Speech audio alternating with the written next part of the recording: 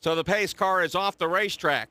3 laps left in the Bank of America Roval 400. They are now easing their way into the Geico restart zone led by Chase Elliott. Allmendinger's beside him. Green flag is out. Elliott gets a bit of a jump as they go to turn 1. Boy, did he. Chase Elliott shot out of a cannon, but Allmendinger is going to try to hold strong on the outside. They are door-to-doors. It looks like Noah Gregson has spun, but they are still side by side for the lead. Allmendinger's got the advantage on the inside into turn 3. And again, that side of the racetrack appears to be where you can get stuck.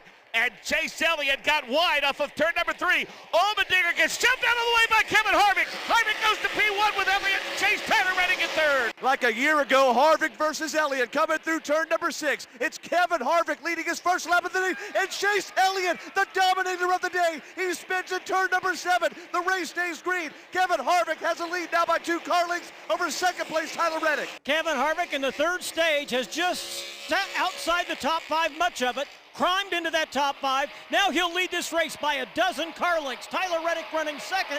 He's got a big advantage over the 3rd place fight between Christopher Bell and A.J. Allmendinger. Here comes Harvick into the back stretch chicane. Quick move to the left. Quick to the right now. Climb the banking in the 24 degrees. Harvick out in front. Chase Briscoe has spun in the backstretch chicane. He'll try to get the car righted. He just needed to finish, but Chase Briscoe may have just seen his playoffs go up in smoke. And right now, Kyle Larson is out of the playoffs. This could all change in the last 2 laps. 2 laps to go. Kevin Harvick leads. Tyler Reddick rides in a close second. We'll call it 5 car lengths back. And don't count out Christopher Bell, the ultimate Hail Mary with those fresh tires. He's running in 3rd, and he's tracking down Tyler Reddick. He closed it to about 3 car lengths on Reddick into turn 3. Front 3 start to separate themselves a little bit. But yeah, the best battle right now is certainly for second. Fresh, good years for Christopher Bell. Although he slides a little bit upon exit, that allows Tyler Reddick to climb a little cleaner back into the throttle into 5. It's a couple of California guys up front, but the first car is Kevin Harvick, who sinews through turns 7 and 8, threw away his championship a year ago. Now he's leading as Christopher Bell, but it's a chrome horn to Tyler Reddick for second. He does get around him. It is still out front. Kevin Harvick 2nd now. Christopher Bell. Does he have enough time? Less than 2 laps. Trouble in turn 7.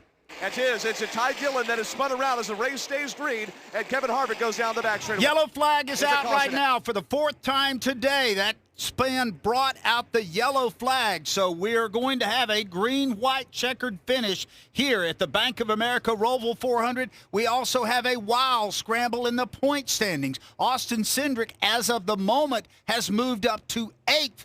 He would be the final car in. Kyle Larson is +7, slipping out. Daniel Suarez, that spin cost Chase Briscoe. He's -12. Briscoe fell all the way back to 25th.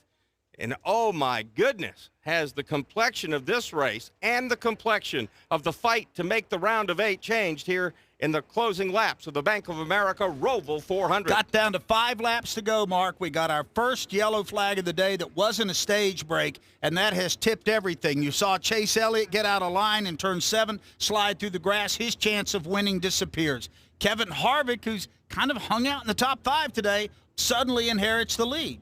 You remember the divine intervention that you said Christopher Bell would need? Well, he may be getting it. He is at number 2 right now with a bullet. That car is fast, and Christopher Bell knows it's win or nothing. Truex is on pit road, smoke pouring out of his car. Let's go to Brad Gilly. Yeah, the right side is pretty much on the ground on his race car right now. They were able to get it jacked up pretty easy. They're going to have to change those tires for him. They're taking a good look at it. The left front, or the right front rather, was completely down. The carcass had separated from the sidewall, so they're going inside there to see what they need to do to fix to get him back out there. Brett McMillan.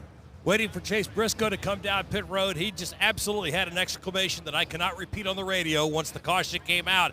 He is incredibly frustrated, as you guys pointed out, as he went from in the playoffs to out of the playoffs. They're expecting him to come down and pit and put new tires on that car. Alec Cavana.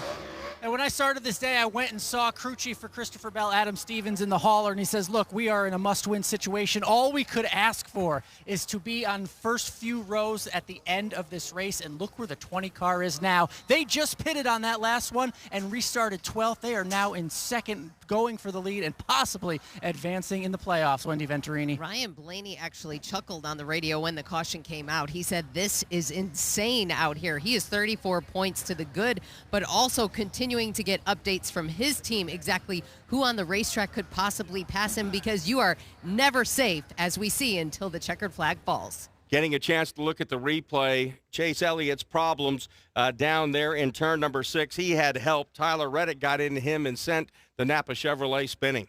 Tyler Reddick got into his inside, turned Chase Elliott around, and he spun into the grass up there on the exit of turn 6. And Chase Elliott now, no chance to win this affair. Let's go ahead and take you through the field, as we will be going to NASCAR overtime here on the Roval. As they stand right now, Kevin Harvick is the race leader. Christopher Bell, who if he wins, would by virtue of winning, advance into the playoffs. Tyler Reddick is 3rd. A.J. Allmendinger 4th. Justin Haley 5th. Kyle Busch is 6th. 7th is Christopher Buescher. Cole Custer 8th. Austin Dillon 9th. And Brad Keselowski rides 10th. Bubba Wallace has scored 11th. 12th, Ty Gibbs. Austin Cindric 13th. Denny Hamlin 14th. Ryan Blaney's in the 15th position with Michael McDowell 16th. Martin Truex Jr., he came on to pit road, so he's going to be falling through the field. Currently scored 17th, followed by Ricky Stenhouse Jr., Noah Gragson with Joey Logano 20th. 21st will be Eric Jones. William Byron is 22nd. 23rd is Chase Briscoe. Ty Dillon is 24th. 25th is Almirola. Chase Elliott fell all the way back from running 3rd at the moment to 26th. He is the last car on the lead lap. Corey LaJoie is 27th. Mike Rockenfeller is 28th. 29th is Harrison Burton. And Todd Gilliland is 30th. Then you have Josh Williams, Loris Heseman, J.J. Yeley, Connor Daly, Kyle Larson being scored 5 laps down, as is Daniel Suarez. Ross Chastain -9. Joey Hand is out, and Daniel Kvyat is out as well. And NASCAR has red flagged this race. They have stopped the field on what is the back straightaway of the Roval. Yeah, Mark, they've got an issue with the entry to turn 11 over here, and they got like 7 or 8 guys out there. Now they've rolled a huge truck full of tires out there, so there is a problem with the racetrack as you would make that hard left-hand turn into turn 11 and then back to 12. So they are certainly going about their business of trying to repair the racetrack. All right, we'll see how that elongates. And this race had been caution-free except for the stage breaks until we got with 5 laps to go. And now we've had 2 yellow flags. Let's go down on the speedway now to Wendy Venturini. One of the drivers I have on pit road, Eric Jones, not a player in this, but definitely giving some feedback on the radio. He said, "I don't know what we're doing on these restarts.